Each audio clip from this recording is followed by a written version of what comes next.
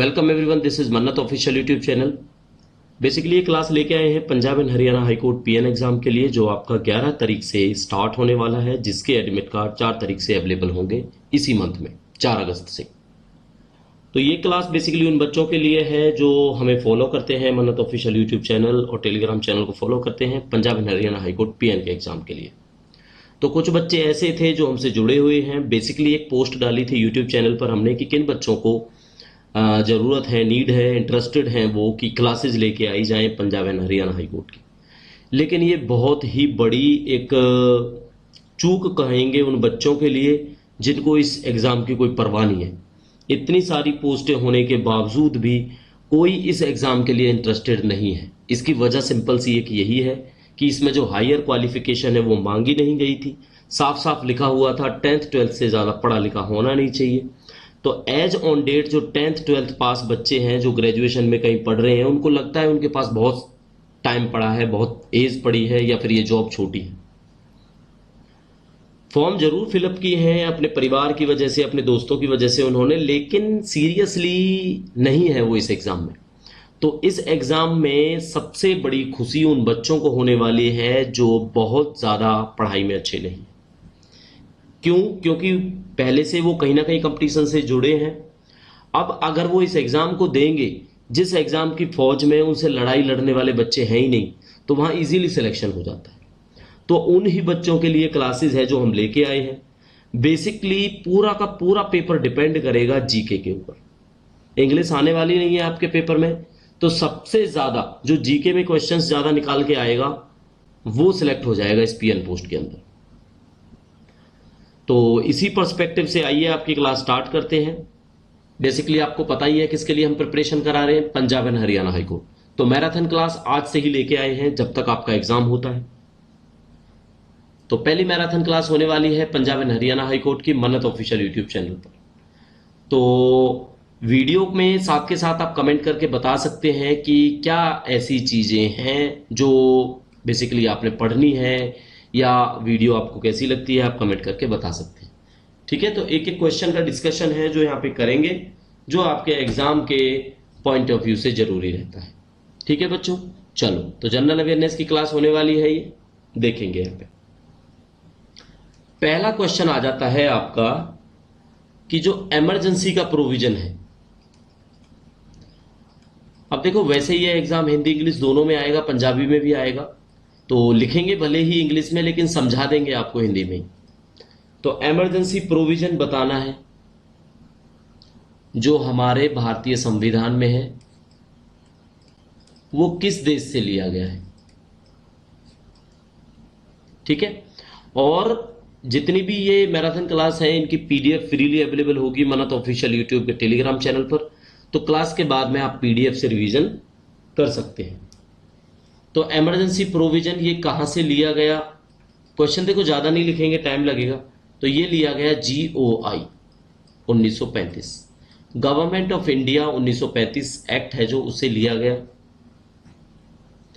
जिसको हिंदी वाले बच्चे क्या बोलते हैं, Bharat government of India, Bharat सरकार अधिनियम 1935, भारत सरकार अधिनियम 1935। ठीक है, पहला क्वेश्चन ये क्लियर हो गया आपको। अब देखो क्या है, अगर यही क्वेश्चन इमरजेंसी प्रोविजन का अगर इस तरह से आता, अगर ये ऐसे आता तो गवर्नमेंट ऑफ इंडिया 1935 होएगा इसका आंसर। लेकिन अगर ये आता कि जब इमरजेंसी लगी, यहां पे लिख देते हैं, इमरजेंसी के समय जो मूलभूत अधिकार थे, मूलभूत अधिकार या मौलिक अधिकार बोलते हैं ना उनको हिंदी में, फंडामेंटल राइट्स, फंडामेंटल राइट्स, ये सस्पेंड कर दिए गए थे, ये खत्म कर दिए गए थे उस टाइम पे, खत्म कर दिए गए, सस्पेंडेड। तो क्वेश्चन कैसे बनेगा, इंग्लिश वाले बच्चे इस चीज को समझ ले, सस्पेंडेड, पेंडेड, ये डी आएगा बच्चों यहाँ पे। क्वेश्चन आपका इस तरह से आता कि suspension of fundamental rights during emergency तो बताना है ये कौन से देश से लिया गया। तो ये जो प्रोविजन है, प्रावधान है, यहां पे लिख देते हैं प्रावधान, ये बच्चों लिया गया जर्मनी से। कहां से लिया गया? जर्मनी से लिया गया। तो दोनों चीजें समझ में आ गई कि भाई इमरजेंसी पूछा जाए तो कहां से लिया गया? 1935 भारत सरकार अधिनियम से लिया गया। और अगर पूछा जाता है कि फंडामेंटल राइट जो खत्म कर दिए थे उस टाइम पे, वो कहां से लिए गए, तो आएगा प्रावधान जर्मनी से लिए गए। ठीक है, क्लियर हो गया आपको ये? चलो अब देखो क्या है इमरजेंसी। बेसिक इस क्वेश्चन को ही क्लियर कर देते हैं, आपको अच्छे से ये चीजें समझ में आ जाएंगी। इमरजेंसी, इमरजेंसी है जो हमारे आर्टिकल 352 से लेकर 360, आर्टिकल 352 से लेके 360 का जो इसका जिक्र होता है। ठीक है, कितने टाइप की इमरजेंसी है? एक है आपकी नेशनल इमरजेंसी, जिसको राष्ट्रीय आपातकाल कहेंगे, नेशनल इमरजेंसी। बच्चों समझ लेना, इंग्लिश में है ना, राष्ट्रीय आपातकाल बोलते हैं इसको। तो इसका प्रोविजन है आपका अनुच्छेद 352 के अंदर। क्लियर हो गया नेशनल इमरजेंसी का। अब आ जाती है वित्तीय, वित्तीय इमरजेंसी लगती है, जिसको बोलते हैं हम लोग फाइनेंशियल इमरजेंसी। ठीक है, क्या बोलेंगे जिसको? Financial emergency. तो ये आपने याद कर लेना है आर्टिकल 360 में, नोट करते जाना। 52 में राष्ट्रीय आपातकाल, 60 में फाइनेंशियल आपातकाल, और देखो क्या चीजें, प्रेसिडेंट रूल, बड़ा सुना होगा आपने, प्रेसिडेंट रूल, जिसको बोलते हैं राष्ट्रपति शासन। ऐसा ही बोला जाता है ना इसको, राष्ट्रपति शासन। तो बताइए जी, राष्ट्रपति शासन कौन से आर्टिकल में आता है? आर्टिकल 356 में। बस इमरजेंसी से संबंधित सवाल आएगा, फटाफट आप करते जाओगे, नो डाउट, आपको कोई प्रॉब्लम नहीं आने वाली। आर्टिकल 352 में राष्ट्रीय आपातकाल, इसको लिख सकते हैं हिंदी में, है ना, घबराने की जरूरत नहीं है। राष्ट्रीय आपातकाल, इमरजेंसी को बोलते हैं आपातकाल, और ये है आपका राष्ट्रीय आपातकाल। ठीक है, तो प्रेसिडेंट रूल हो गया आपका आर्टिकल 356 के अंदर, फाइनेंशियल इमरजेंसी होगी आर्टिकल 360 के अंदर। ये बेसिक चीजें, ठीक है। चलो, इसी क्वेश्चन के अंदर हमने एक और जिक्र किया था आपसे फंडामेंटल रूल के बारे में। तो जो आपके फंडामेंटल रूल्स हैं, फंडामेंटल रूल्स, ये बताने हैं आपने ये कहां से लिए गए। फंडामेंटल रूल्स हैं जो हमारे, वो सॉरी, फंडामेंटल रूल्स या फंडामेंटल राइट्स, राइट्स कह दो, रूल्स कह लो, राइट्स होते हैं वैसे, है ना, फंडामेंटल राइट्स। ये आपके लिए गए हैं यूएसए से, यूएसए, ऐसे याद रखना आप लोग। ठीक है, जैसे फंडामेंटल, एफ यू आता है तो यूएसए से समझ लेना इसको। क्लियर हो गया? चलो अब दूसरे क्वेश्चन पे चलते हैं जो आपसे पूछना है, और उसका ऐसे ही हम जवाब देते चलेंगे। तो हमने 2 क्वेश्चन और एक 3 क्वेश्चन आपको बेसिकली बताए हैं। अब 4th क्वेश्चन देख लेते हैं। 4th क्वेश्चन में क्या है?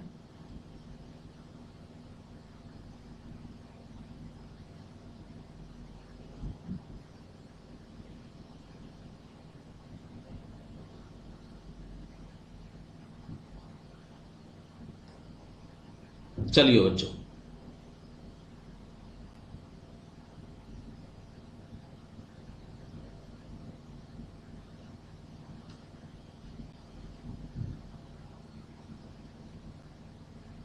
ये बेसिकली हम आपको इंडियन पॉलिटी पढ़ा रहे हैं। इंडियन पॉलिटी किस लिए पढ़ा रहे हैं? हाई कोर्ट का एग्जाम है, सबसे ज्यादा यही आपके काम में आता है। ओके, चल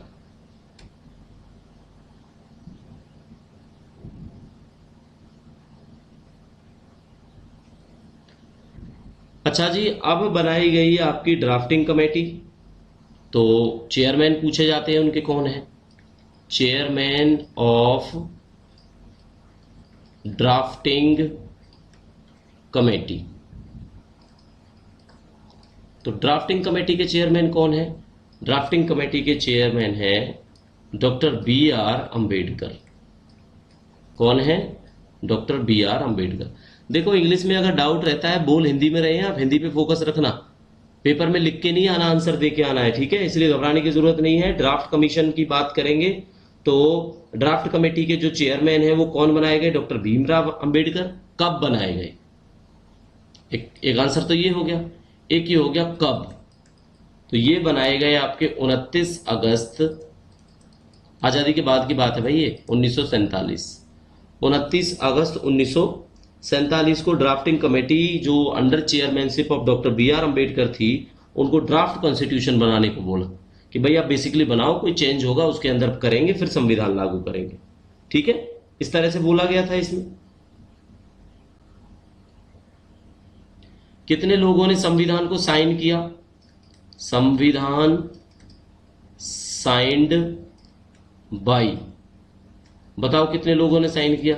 284 मेंबर्स ने साइन किया, 284 मेंबर्स, ठीक है? अब ये तो बताने की जरूरत नहीं होगी संविधान कब लागू हुआ, ये आपको पता होना चाहिए, फिर भी बता देते हैं। जिसको बोला जाता है रिपब्लिक डे, इंडिपेंडेंस डे 15 अगस्त होता है जिस दिन देश आजाद हुआ। तो कब लागू हुआ? 26 जनवरी 1950 को लागू हुआ कॉन्स्टिट्यूशन ऑफ इंडिया, ठीक है? चलो, जो ये कमेटी थी इसमें चेयरमैन थे ड्राफ्टिंग कमेटी के बी आर अम्बेडकर। इसके अलावा और सदस्य कितने थे? इनके अलावा और जो सदस्य थे वो 6 मेंबर्स थे, ठीक है? कितने मेंबर्स थे? 6 मेंबर थे। कौन कौन से हैं नाम ही सुन लेना बस आप। K M Munshi, Mohammad Sadulla, Alladi Krishna Swami Iyer, Gopal Swami Ayyangar, N Madhav Rao, T T Krishnamachari, ठीक है? जिनमें टी टी कृष्णमाचारी है, इन्होंने डीपी खेतान को रिप्लेस किया, और जो एन माधव राव हैं इन्होंने बी एल मित्तल को। बाकी बेसिकली कोई जरूरी नहीं है, आपने नाम याद रखने हैं, नाम मैंने आपको बता ही दिए हैं, ठीक है जी? चलो अब अगले क्वेश्चन की तरफ चलते हैं। प्रीएम्बल का एक क्वेश्चन देख लेते हैं, ठीक है? किसका क्वेश्चन देख लेते हैं? आपका प्रीएम्बल का एक क्वेश्चन देख लेते हैं।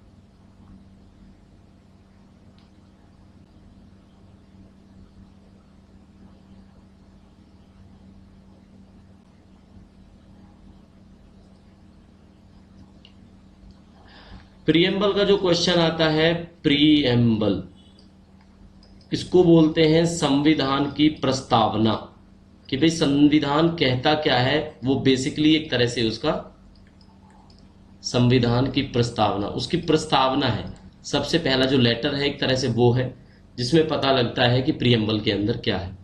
इसमें क्वेश्चन आता है कि शब्द जोड़े गए थे, शब्द जोड़े गए, कौन कौन से शब्द जोड़े गए? शब्द जोड़े गए इनके अंदर सोशलिस्ट, नोट करना कौन कौन से, सोशलिस्ट, सेक्युलर एंड इंटीग्रिटी। अब जितना हिंदी पता है उतना आपको समझा देते हैं। सोशलिस्ट हो गया समाजवादी, सामाजिक, सेक्युलर हो गया धर्मनिरपेक्ष, और इंटीग्रिटी हो गया एकता के बारे में, ठीक है? तो ये जो शब्द जोड़े गए, शब्द आपके सामने ये थे। क्वेश्चन अब पूछा गया कब, तो कब जोड़े गए बच्चों? ये जोड़े गए 1976 में 42वें संविधान संशोधन, संविधान संशोधन, संशोधन का मतलब होता है अमेंडमेंट। तो 1976 में जब 42वां संविधान संशोधन हुआ, उस टाइम पे प्रीएम्बल में सोशलिस्ट, सेक्युलर और इंटीग्रिटी वर्ड जोड़े गए, ठीक है? ये आपने याद रखना है। क्लियर हो गया? अब यही आ जाता है प्रीएम्बल आइडिया किस देश से लिया गया, किस देश से? तो ये जो लिया गया, ये लिया गया आपका आइडिया बेसिकली किस देश से लिया गया था? यूएसए से ही लिया गया था। तो प्रीएम्बल भी हमारा यूनाइटेड स्टेट्स ऑफ अमेरिका से ही लिया गया, ठीक है? अब एक क्वेश्चन पूछा जाता है ऑब्जेक्टिव रिजोल्यूशन। अब देखो आप पढ़ के इंग्लिश में जा रहे हो, पेपर मान लो हिंदी में आपको समझ आता है, हिंदी में ओपन किया नहीं समझ आया तो सर के कहने से एक बार इंग्लिश में भी उसको कर लेना है ना। तो वहां पे अगर ऑब्जेक्टिव रिजोल्यूशन वर्ड मिले तो किसने मूव किया? ये जवाहरलाल नेहरू ने। मूव्ड बाई यानी पास किसने किया, यह आएगा यहाँ पे जवाहर लाल नेहरू। ठीक है, तो जवाहरलाल नेहरू ने जो है ये ऑब्जेक्टिव रेजोल्यूशन पास किया। कब किया, 1946 में। ठीक है, अब देखो ऐसे ही एग्जाम में क्वेश्चंस पे आपकी पकड़ बनेगी, इसी तरह से आप पढ़ोगे। मैराथन क्लास है, आपके जरूर काम आएगी। ठीक है, चलो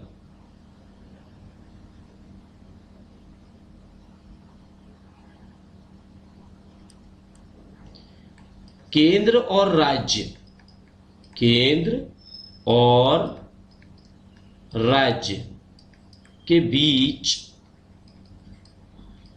जो पावर डिस्ट्रीब्यूशन है, शक्ति का जो वितरण है, पावर डिस्ट्रीब्यूशन कह सकते हैं, डिस्ट्रीब्यूशन, वो किस शेड्यूल में होता है। अब शेड्यूल का हिंदी मीनिंग इसके अंदर पता नहीं है, जैसे आर्टिकल का पता था अनुच्छेद बोलते हैं, शेड्यूल का नहीं पता है तो शेड्यूल आपने याद रखना है, और इसका आंसर होगा आपका 7th शेड्यूल। ठीक है, आई थिंक पता नहीं शेड्यूल के बारे में। ठीक है, तो ये 7th शेड्यूल के अंदर आपका इंडियन कॉन्स्टिट्यूशन देता है कि भाई पावर किसको, सेंटर को कौन सी और स्टेट को कौन सी दी जाएगी। ठीक है, तो इसकी ना एक लिस्ट है 7th शेड्यूल के अंदर। उस लिस्ट में जो संघीय सूची है, संघीय सूची जिसको बोलते हैं सेंट्रल लिस्ट या यूनियन लिस्ट, क्या बोलते हैं इसको, यूनियन लिस्ट।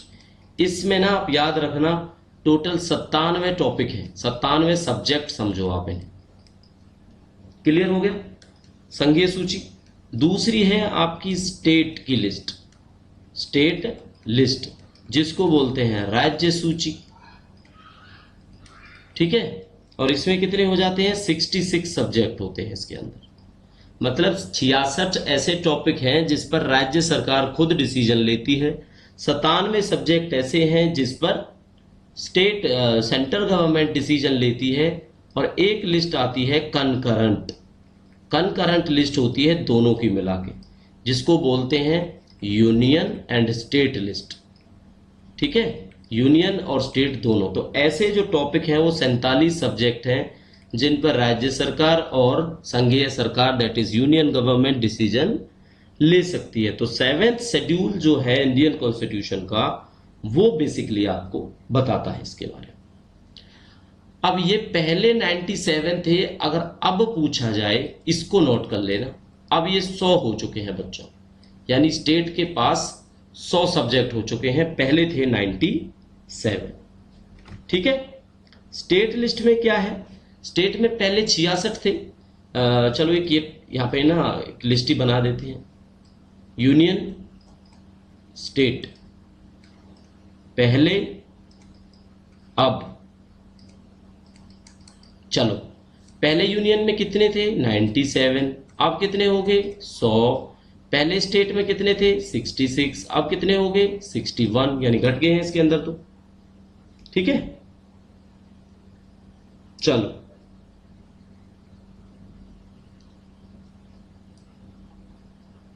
कनकरेंट जो लिस्ट है, कनकरेंट, इस कनकरेंट लिस्ट में पहले थे आपके 47 और अब हो चुके हैं 52 हो चुके हैं। ठीक है, तो ये टोटल सब्जेक्ट्स हैं जिन पर यूनियन स्टेट और दोनों मिलकर काम चलाते हैं 7th शेड्यूल के अंदर। तो बेसिकली हमने आपको बता दिया। अब आ जाएगा कनकरेंट लिस्ट। कनकरेंट लिस्ट इसका यहाँ पे ऐसे लिखते हैं, यहाँ पे लिखेंगे आइडिया। ये आइडिया कहाँ से आया, तो ये आइडिया आया आपका ऑस्ट्रेलिया से। कहाँ से आया, ऑस्ट्रेलिया से। तो ये कनकरेंट लिस्ट का जो आइडिया है ये ऑस्ट्रेलिया से लिया गया है कि भाई कुछ जो राज्य के मैटर हैं और कुछ जो संघ के मैटर हैं, कनकरेंट में दोनों आएंगे, दोनों उस पर डिसीजन ले सकते हैं। ठीक है, चलो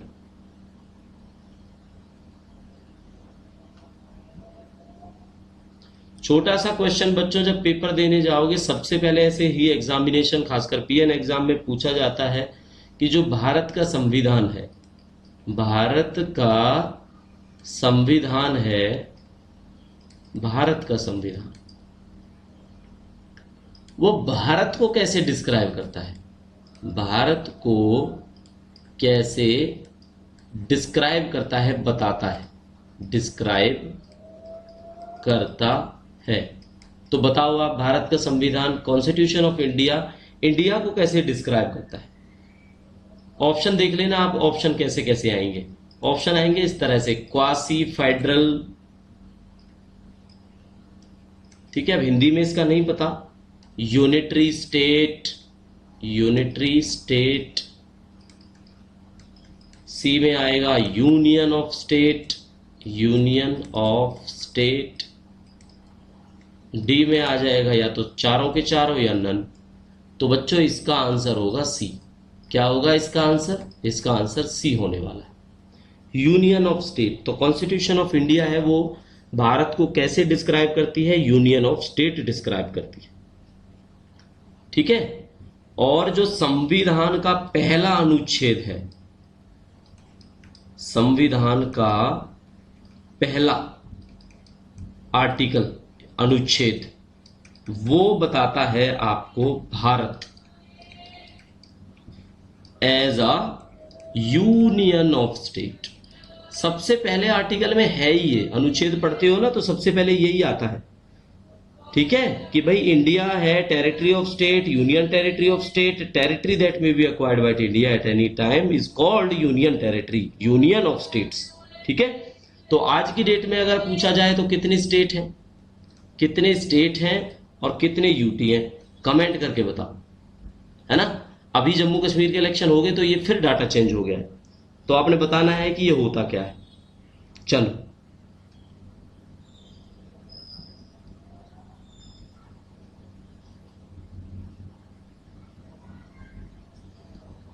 ठीक है बच्चों।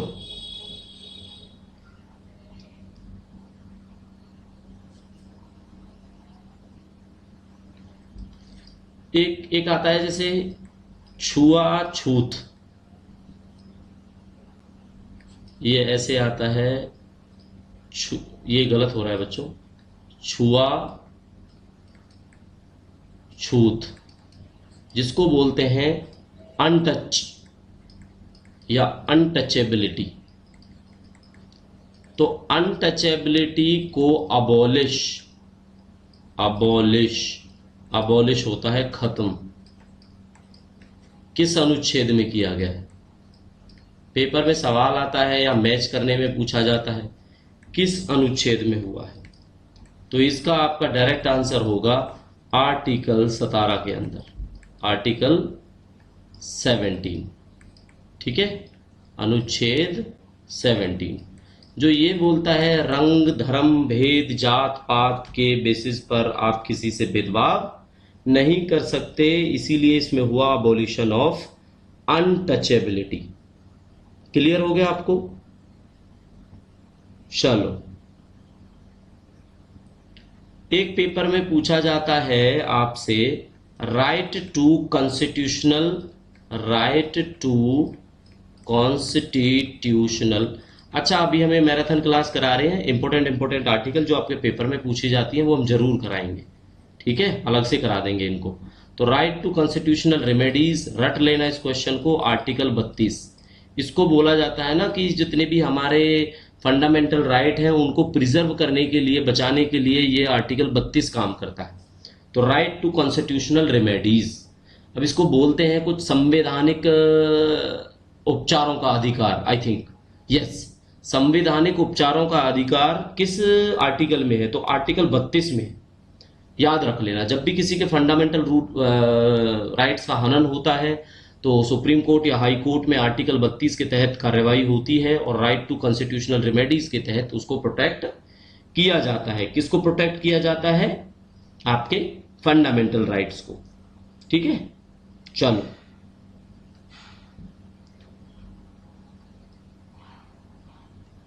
भारत की नागरिकता, भारत की नागरिकता, तो ये क्या हुआ? Citizenship of India. Citizenship of India का आर्टिकल कौन सा है? आर्टिकल 5 से लेके 11 तक, आर्टिकल 5 से लेके 11 तक इसी की बात की जाती है, ठीक है। चलो, टोटल है इसमें 5 से 11, अब इससे ज़्यादा ज़रूरी आपके लिए कुछ है नहीं। जब फंडामेंटल राइट्स की बात करते हैं हम, एक मिनट क्लियर कर देते हैं आपको। फंडामेंटल राइट्स, फंडामेंटल राइट्स, और एक होता है आपका फंडामेंटल ड्यूटीज। फर्क है भाई दोनों में, कभी आप सोचो कि दोनों के दोनों एक ही हैं, फंडामेंटल ड्यूटीज।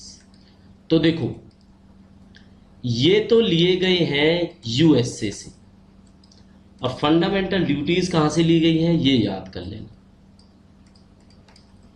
यूएसएसआर, ठीक है, यूएसएसआर है जिसको सोवियत यूनियन भी बोलते हैं, ठीक है, क्या बोलते हैं जिसको, सोवियत यूनियन भी बोलते हैं। तो ये बेसिक है जो हमने आपको बताए। और जो फंडामेंटल राइट है वो आपके आर्टिकल 12 से लेके 35 तक आते हैं। कहाँ तक आते हैं, आर्टिकल 12 से लेके आर्टिकल 35 तक इनका जिक्र होता है हमारे फंडामेंटल राइट्स का, ठीक है। चलो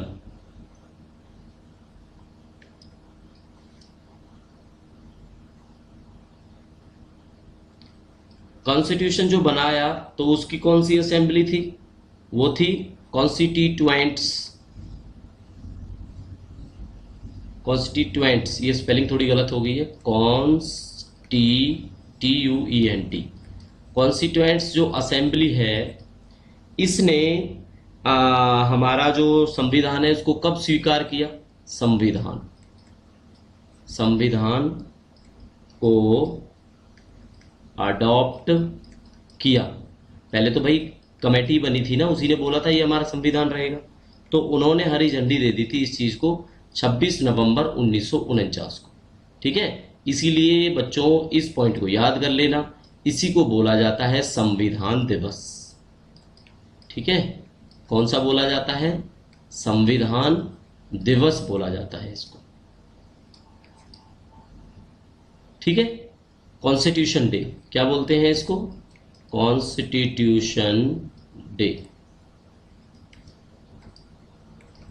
26 नवंबर 1949 को कॉन्स्टिट्यूशन डे मनाया जाता है। उसी टाइम पे डिसाइड हुआ था कि भाई अगले साल, आपको पता है 2 महीने का टाइम बचा था कि भाई 26 जनवरी 1950 से हम लागू करेंगे। इसीलिए जो हमारा संविधान है वो कब से लागू हुआ, वो लागू हुआ हमारा 26 कब से, जनवरी 1950 से, ठीक है। तो ये काम की चीजें थी आपकी जो समझनी थी। चलो अब थोड़ा सा जुडिशरी के बारे में बातें कर लें, हाईकोर्ट का पेपर है ना। चलो क्वेश्चन 14 आ जाता है, जुडिशरी। जुडिशरी का मतलब क्या हुआ, जो न्यायालय, हम तो बेसिकली इसको यही समझेंगे, न्याय वाला जो पोर्शन है इसको सेपरेट किया गया, वॉज सेपरेटेड फ्रॉम एग्जीक्यूटिव। अब एग्जीक्यूटिव कौन सा होता है, जैसे हमारे प्रधानमंत्री जी हैं, मतलब जो बेसिकली प्रशासन देखते हैं, काम करते हैं, एग्जीक्यूटिव अंडर आर्टिकल। पहले ये इकट्ठा ही था ऐसा बोला जाता है, था ऐसा, ठीक है। तो कौन सा आर्टिकल है जो इनको अलग कर देता है, वो है बच्चों आर्टिकल नंबर 50, ठीक है। आर्टिकल नंबर 50 आपके जुडिशरी को एग्जीक्यूटिव से सेपरेट करता है। इसमें साफ साफ बोला गया है स्टेट ऐसे काम करेगा ताकि जुडिशरी को एग्जीक्यूटिव से पब्लिक सर्विस के लिए अलग किया जा सके, ठीक है, अलग रहे वो। क्लियर हो गया। चलो एक आता है डीपीएसपी। अब इंग्लिश वाले बच्चों के लिए बता देते हैं, directive principles of state policy. क्या बोलते हैं ना, directive principles of state policy. I think Hindi में कुछ, हाँ याद आ गया, हिंदी में बोलते हैं नीति निर्देशक तत्व।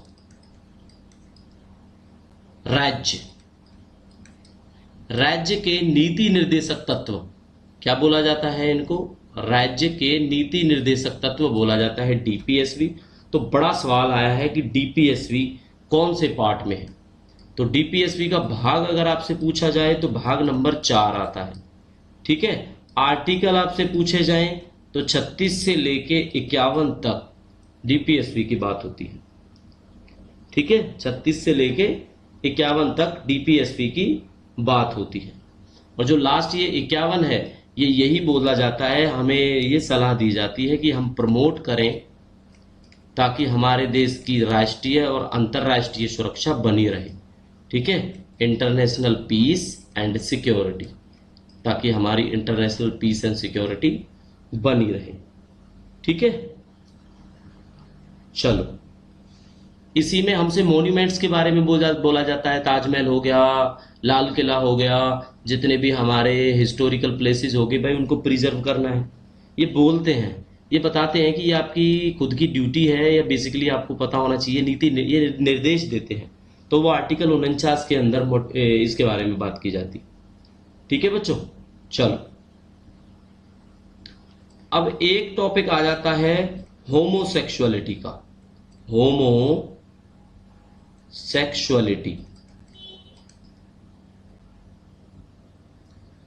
तो ये सुप्रीम कोर्ट का एक जजमेंट था। सुप्रीम कोर्ट का जजमेंट था, डिसीजन था। अब बस आपने कुछ याद नहीं करना, इसका आईपीसी याद करनी है। कौन से आईपीसी में? तो आईपीसी अगर आप देखोगे तो सेक्शन 377 में बात की जाती है होमोसेक्सुअलिटी। किसके अंदर बात की जाती है? सेक्शन 377 में। ठीक है, consensual homosexual sex between adults, कि भाई ये अनकॉन्स्टिट्यूशनल है, इरेशनल है, इनडिफेंसेबल है और मैनिफेस्टली आर्बिट्रेटरी, ऐसा बोला गया था। ठीक है, 377 के थ्रू। चलो आगे बात करते हैं बच्चों।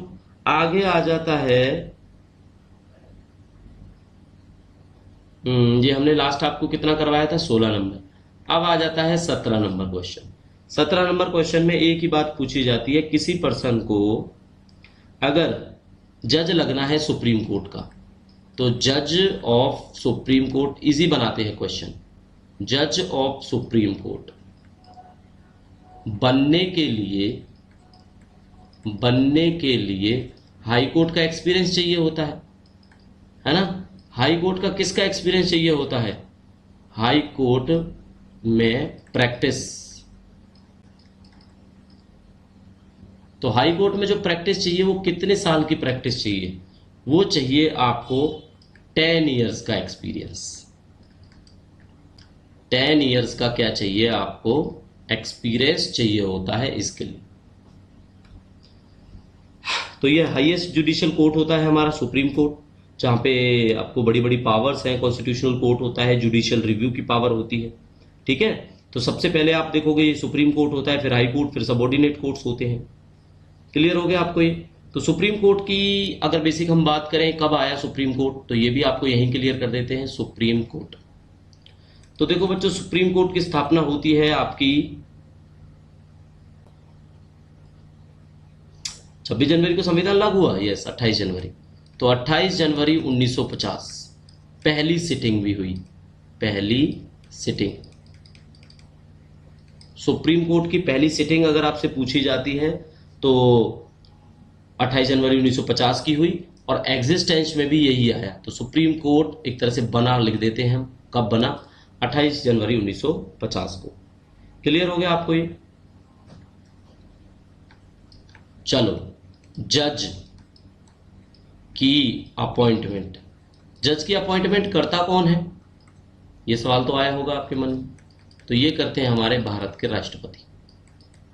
ठीक है, अपॉइंटमेंट ऑफ जजेस इन सुप्रीम कोर्ट करता है राष्ट्रपति, प्रेसिडेंट ऑफ इंडिया। तो क्लास तो हिंदी में ही होगी, ज़्यादा डाउट नहीं हो रहा होगा, क्योंकि हमें उम्मीद है पढ़ने वाले जो बच्चे हैं उनको बेसिकली ज़रूरत है इस चीज़ की कि हिंदी में बेसिकली हम ज़्यादा बात करें, क्योंकि पूरे के पूरे एडवर्टाइजमेंट के दौरान, एडवर्टाइजमेंट के बाद में अभी तक कोई भी बच्चा हमें सीरियसली नहीं लगता जो पेपर के लिए तैयारी कर रहा होगा।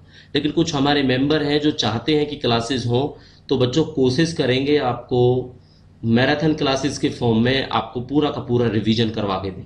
खासकर जीके पे फोकस इसलिए रखा गया है, क्योंकि जीके ही सबसे ज़्यादा आपके पेपर में पूछी जाएगी, और जिस बच्चे की ये जीके स्ट्रांग होगी वो बाजी मार जाएगा इस पेपर के अंदर। ठीक है, चलो अब एक छोटा सा सवाल आपसे पूछ लेते हैं। हाईएस्ट जुडिशियल कोर्ट, सबसे बड़ा कोर्ट इन अ स्टेट। तो कुछ बच्चे गलती कर सकते हैं, इसमें सुप्रीम कोर्ट उन्हें लगेगा, बट ये राज्य का पूछा गया है तो राज्य में सबसे बड़ा होता ही हाई कोर्ट है। और आप जिसकी तैयारी कर रहे हो वो कहाँ पे लोकेट करता है? चंडीगढ़ में करता है, Punjab and Haryana high court, जो पंजाब का भी है, हरियाणा का भी है और चंडीगढ़ का भी एक कंबाइंड हाई कोर्ट है। ठीक है, इस पे बेसिकली हम अलग से पूरी की पूरी बात करेंगे जिसमें समझ आ जाएगा आप। अब सोच लो, जज की अपॉइंटमेंट तो करा दी, अब हम तो सोचते हैं कि अगर जजों को रिजाइन करना हो, जज of high court, high court का जज ही है कोई, जज ऑफ हाई कोर्ट, अगर ये रिजाइन कर देते हैं तो किसको करेंगे? अगर ये रिजाइन कर देते हैं सपोज करो, तो किसको करेंगे रिजाइन? तो ये करेंगे द प्रेसिडेंट। कौन सा प्रेसिडेंट? President of India. तो ये हमारे राष्ट्रपति जी को अपना रेजिग्नेशन एड्रेस करेंगे, सबमिट करेंगे। ठीक है, अब इनकी वैसे अगर ये रिटायर होते हैं तो रिटायरमेंट एज कितनी है इनकी? रिटायरमेंट एज ऑफ जजेज ऑफ हाई कोर्ट, तो बच्चों इनकी रिटायरमेंट की एज है वो 62 साल है। कितनी है? 62 ईयर्स है। क्लियर हो गया आपको? चलो